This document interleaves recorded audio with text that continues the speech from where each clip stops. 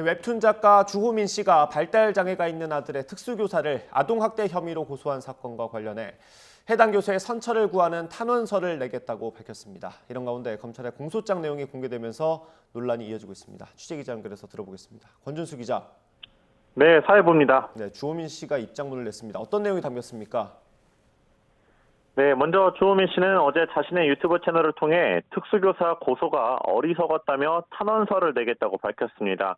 특수교사 A씨가 처벌받고 직위 해제되기를 바란 건 아니었다면서 고소를 통해 중재가 이뤄지고 문제가 해결될 거라 믿었다고 말했는데요. 그러면서 이번에 교사의 처지를 처음으로 알게 됐다며 교사의 삶이 크게 위협받을 수 있다는 데 대해서도 책임감을 느꼈다고 밝혔습니다. 주 씨의 9살 아들이 겪은 문제를 해결하기 위해 A씨를 고소했지만 이렇게 일이 커질 줄 몰랐고 교육 현장을 이해하지 못했다는 겁니다. 이미 특수교사 A씨를 고소했고 검찰도 기소에 나섰지만 한 발짝 뒤로 물러선 모습입니다.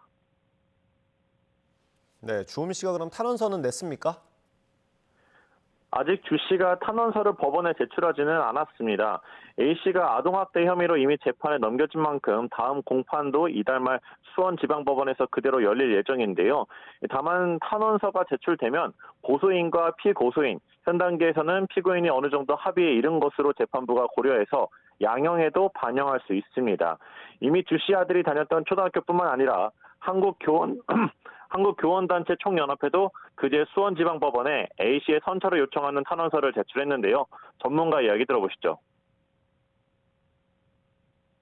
양형 자료에서 보면 제일 큰 요소가 피해자에게 용서를 받았는지 여부라서 선처받은 탄원 같은 경우에는 매우 큰 작용을 하고요. 그 다음에 제3자 탄원 같은 경우에는 이 사람이 사회적 유대관계가 있는지.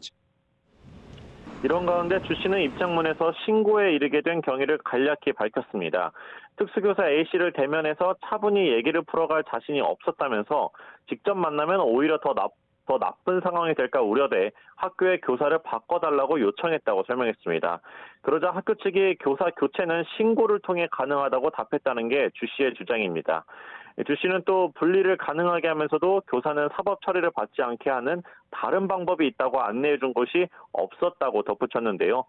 그러나 학교 측은 주 씨가 일방적인 주장을 하고 있다며 정면으로 반박했습니다. 교사를 신고하라고 권유한 사실이 없고 A씨가 처벌받는 것도 원하지 않아서 교직원과 학부모 모임이 탄원서를 냈다는 건데요. 학교 관계자는 그러면서 사안을 어떻게 처리했는지를 시간 순서대로 재판부에 제출했다고 설명했습니다. 네, 일단 이 아동학대가 죄가 있는지 없는지 이것도 중요할 것 같은데 양측의 입장은 어떻습니까?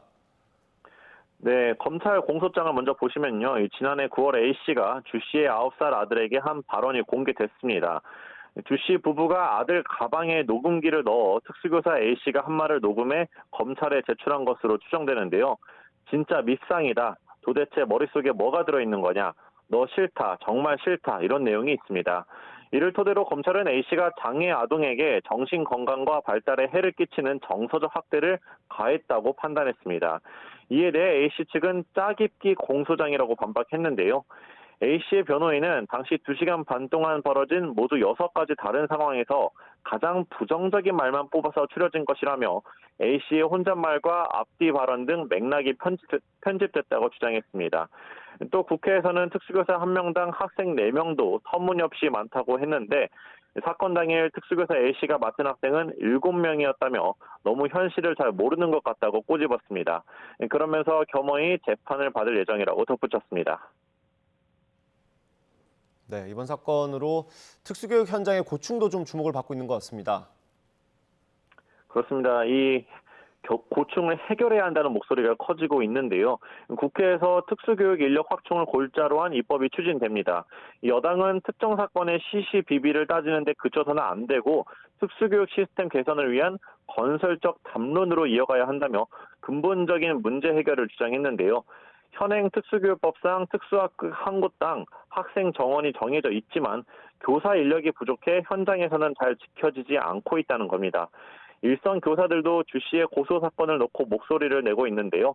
초등교사 노조는 교육청은 징벌적 성격의 직위해제 남발을 정식으로 사과하라면서 아동학대 신고를 받으면 바로 직위해제가 되는 조치는 지나치다고 비판했습니다.